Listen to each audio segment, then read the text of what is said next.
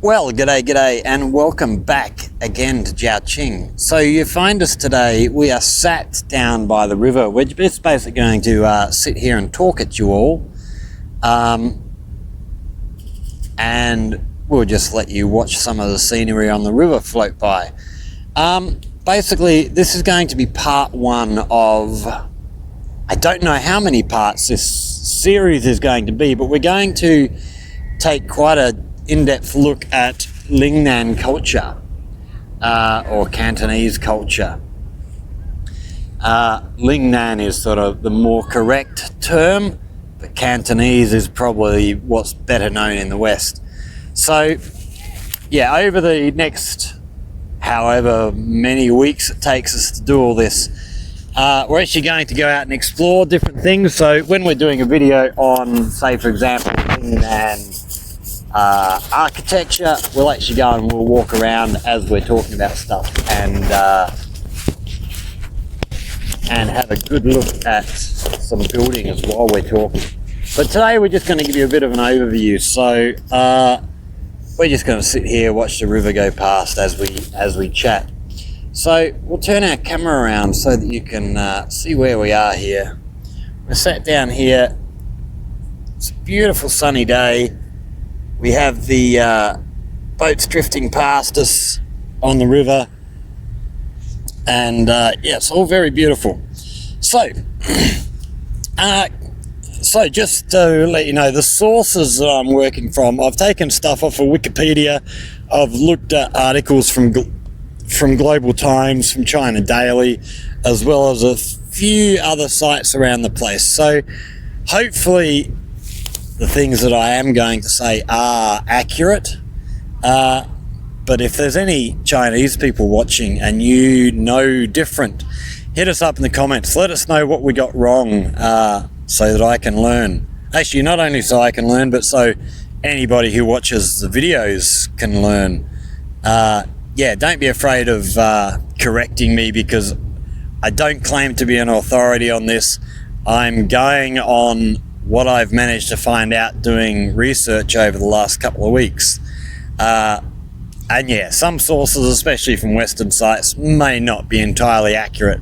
So yeah, if I'm incorrect in anything, feel free to jump up and tell me. So Lingnan culture is pretty all-encompassing from what I've read. Everything from food to clothing, from martial arts to philosophy and religion, and everything you can imagine in between is all covered. It's very much whole lifestyle, arts, music, yeah,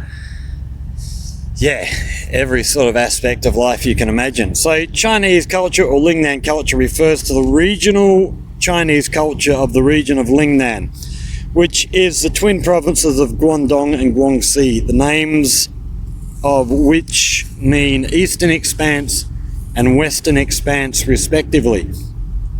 With the migration of the Cantonese people to nearby Hong Kong and Macau, as well as in many overseas communities, Lingnan culture has become an influential cultural force in the international community and forms the basis of the cultures of Hong Kong and Macau.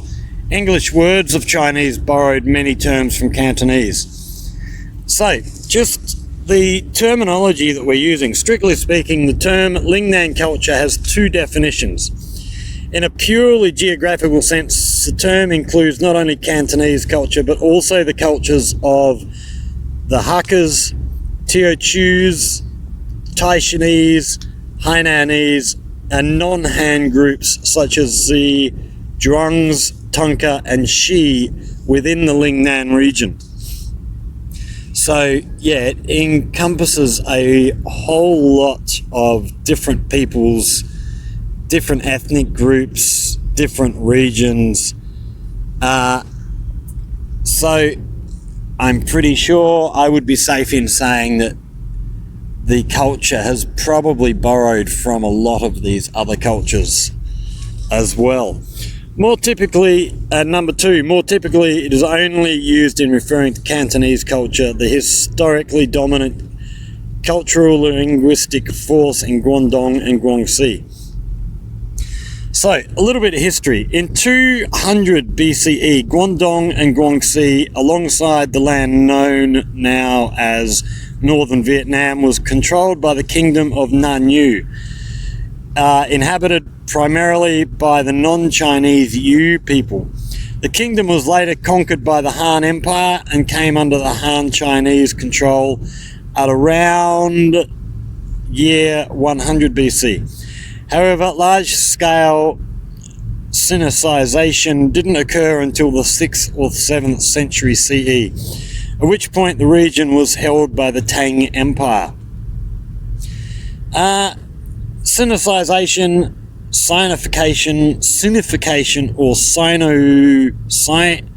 Sinonization is a process by which non-Chinese societies or groups are acculturated or assimilated into Chinese culture, particularly the language, societal norms, culture, and ethnic identity of the Han Chinese, the largest ethnic group in China. Areas of influence include diet, writing, industry, education, language, law, architectural style, politics, philosophy, religion, science and technology, value systems, and lifestyle. Sinicization is often used to refer to process and policies of assimilation of norms from China on neighboring East Asian societies or on minority ethnic groups within China. Evidence of this process is reflected in the histories of Korea, Japan, and Vietnam in the adoption of Chinese writing system, which has long been a unifying feature in the Sinosphere as the vehicle for exporting Chinese culture to other Asian countries. So later, between the 10th and 13th century, there was a large influx of Han Chinese migrants from the north, which was at that time invaded by the Mongols. So, refugees escaping the Mongol hordes, and a few other non-Han ethnic groups. This resulted in large-scale intermixing of the Han Chinese and Nanyue people during that period, reflected in the fact that modern Cantonese people are generally hybrid descendants of the ancient Han Chinese and Nanyue cultures. Modern Lingnan contains both Nanyue and Han Chinese elements. Modern Cantonese has kept some features of Middle Chinese pronunciation, the prestige language of the Tang Empire, but has also retained a substantial amount of features from the long extinct Nanyue language. Sinicization was still ongoing during the Tang and Northern Song dynasties, evidenced by the many famous Northern Chinese poets and writers describing the region as barbaric, and the language spoken in the region as unintelligible with the prestige language commonly spoken in the north.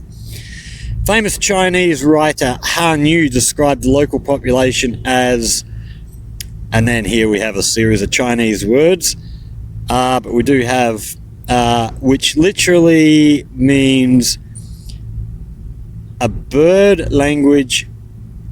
Okay, speaking a bird language and having barbarian faces.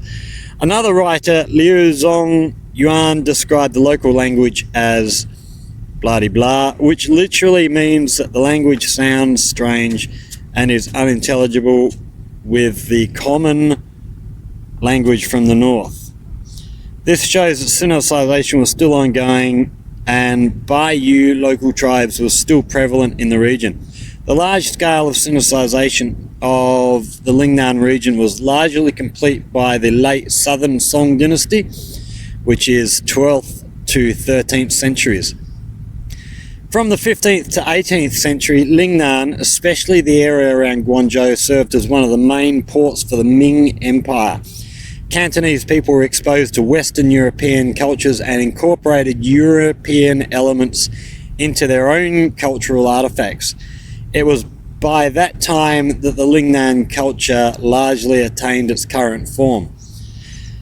From the 19th century onwards, with Guangzhou being a major port for both the Qing dynasty and the People's Republic of China, Cantonese people have often dominated the Cantonese people have often dominated Han Chinese immigration to the Western world, resulting in Cantonese historically being the lingua franca in most Western Chinatowns. They also helped establish the Chinese term for Chinatown, Tong Yan Gai, pronounced as Tang Ri Ji in Mandarin. This term literally means street of the Tang people. This is said to reflect the fact that the Sinicization of Lingnan was most prominent during the Tang dynasty, which resulted in the Cantonese people having an especially strong affinity to that dynasty. On the other hand, since the early 20th century, Hong Kong, pronounced as Hong Kong in Cantonese, then under British colonial control, developed quickly in every aspect. The city's high level of development drew the envy of many people in the Lingnan region. Many of them have been watching the TV dramas and movies produced by Hong Kong, resulting in the city having significant cultural influence in the region. For instance, many Cantonese from mainland China write using traditional Chinese characters, like the Hong Kongers do. Hong Kong, for its part, has experienced many cultural and economic exchanges with other East Asian nations. Thus, this in turn made Hong Kong absorb the cultures of Japan, Korea, and to some extent Taiwan. For instance, Hong Kong Cantonese has many usages and vocabularies borrowed from the Japanese. Overall characteristics. Lingnan culture is considered to be a commercial oceanic culture that embodies the history of the region. Its foundation consists of a mix of Han Chinese and Nanyue, especially the Tang dynasties and Song dynasties influences. Having preserved a considerable amount of Tang Song cultural heritage not preserved in other branches of modern Han Chinese cultures, Lingnan later became the Ming Empire's main contact point with Western Europeans via commerce, and thus came to include European ideas in its art and philosophy. So, from there, we're going to just read you an article from the Global Times. It's entitled How Lingnan Culture Contributes to China's Diversity, A History of Convergence. This is by Ji Yu Qiao and Li Yu Qi. So, yeah, this came from, when was this written? This was written in November 2022, so it's fairly recent. So, they go on to say, Chinese President Xi Jinping has recently stressed the importance of furthering the study of Cantonese civilization to enhance the historical awareness and cultural confidence of the Communist Party of China, CPC, and society, while unswervingly following the path of socialism with Chinese characteristics to realize national rejuvenation. She has also remarked on a national research program dedicated to tracing the origins of Chinese civilization. Just going back to that phrase, while unswervingly following the path of socialism with Chinese characteristics. So, China, yes, is a socialist country, communist country, but it is not purely communist or purely socialist. They've sort of, I would say, taken the best parts of that society and disregarded the bad stuff. So they've sort of combined it with Chinese stuff. So they take things like healthcare, community, taking care of community and stuff very, very seriously here. So carrying on, be it experts or archaeology lovers, exploring the rich history and culture of China is an interesting journey. This vast land gave birth to the Chinese civilization that we know today, but more importantly, it established exchanges of and mutual learning with various civilizations outside the nation starting thousands of years ago. Lingnan culture, also known as Cantonese culture, is a significant constituent part of Chinese civilization, encompassing the provinces of Guangdong and Hainan and South China's Guangxi Zhuang Autonomous Region. This culture has enriched various aspects of Chinese civilization with its unique features, according to Chinese archaeologist Su Bingqi. Lingnan culture converged with the Chinese cultures of the Central Plains during the Qin and Han dynasties. So the Qin dynasty 221 to 206 BC and Han 206 BC to AD 220. Zhou Shuying, a history professor at Nanjing University, told the Global Times on Tuesday. Zhou noted that this cultural convergence can be seen from similarities in customs and ritual between Lingnan culture and the Chinese dynasties based in the Central Plains. Besides ties to Central Plains culture, Zhou underlined that the Lingnan culture is an open window on Chinese civilization. It exemplifies the China-West cultural exchanges that have taken place ever since ancient times. The architectural relics discovered in the tomb of King Nanyu of the Western Han dynasty, which was 206 to BC to AD 25, is one such example of much of its design was inspired by Central Asian aesthetics.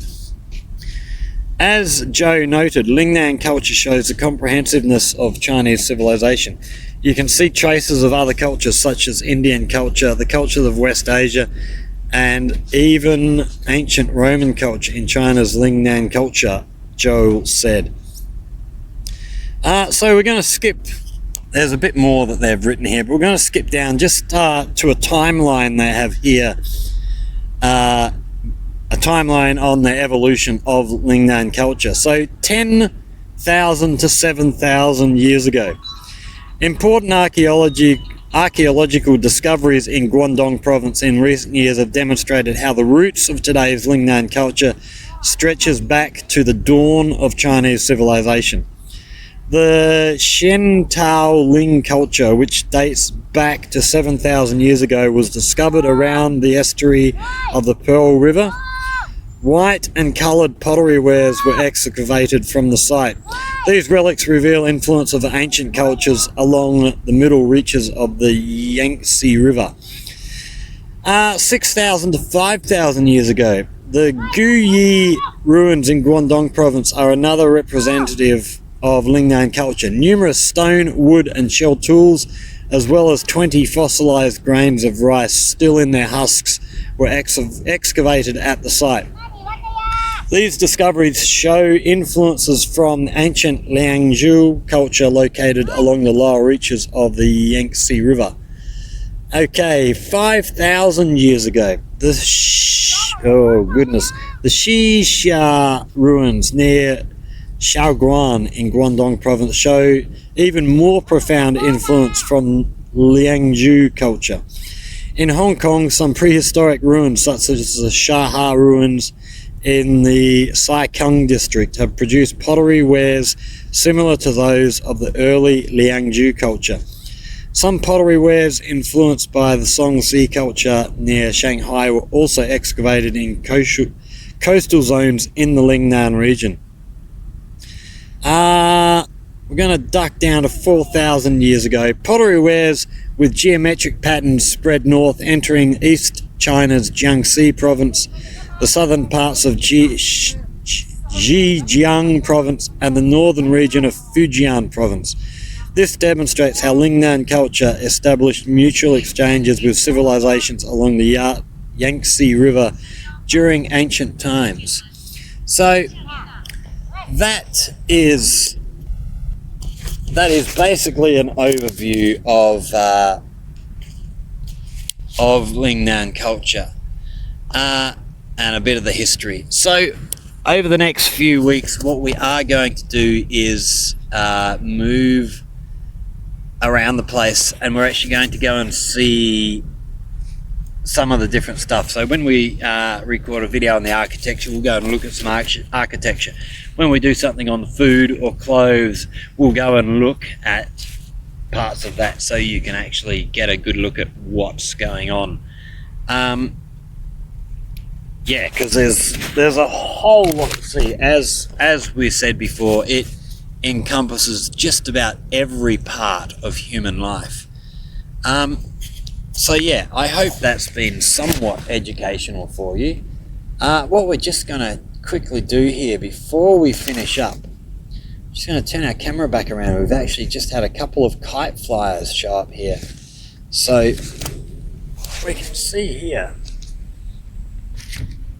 there's this huge big spool of string, and if we duck down behind here we can actually see just how far away this kite is. So I've mentioned before, so his kite is sitting way up here. Oh, I don't even know if we can see it in the camera.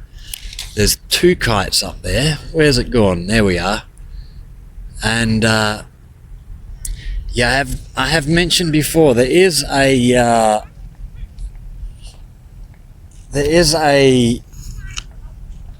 sort of thing here where I can't even remember how it was phrased. A Australian friend of mine used to fly kites, and he told me this. There's actually a thing where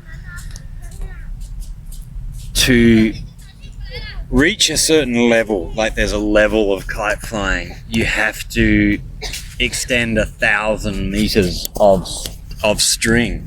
So, you know, these kites, wow, they're at an angle, so you're probably getting 300 or 400 meters up into the air, and then, you know, 600 or 700 meters along the ground away from you. It's I'd have to do the mathematics to work out the calculations on the angles and the distances, but yeah, to get 1,000 meters of string out is pretty extraordinary in my mind.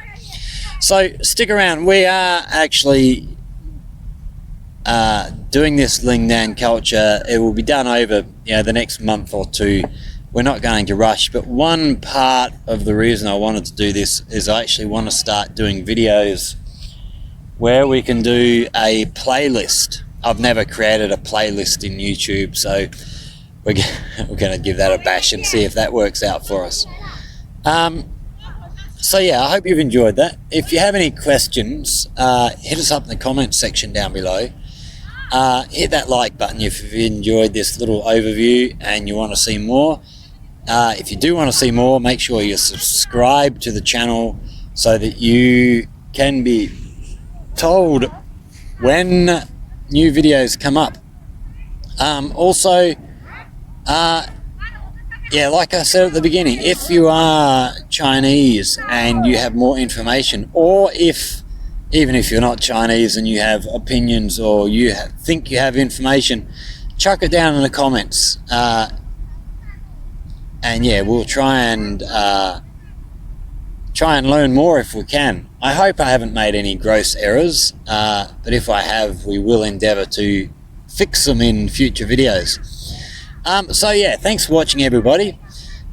Enjoy the rest of your day, evening, morning, night, whatever time it is, wherever you are.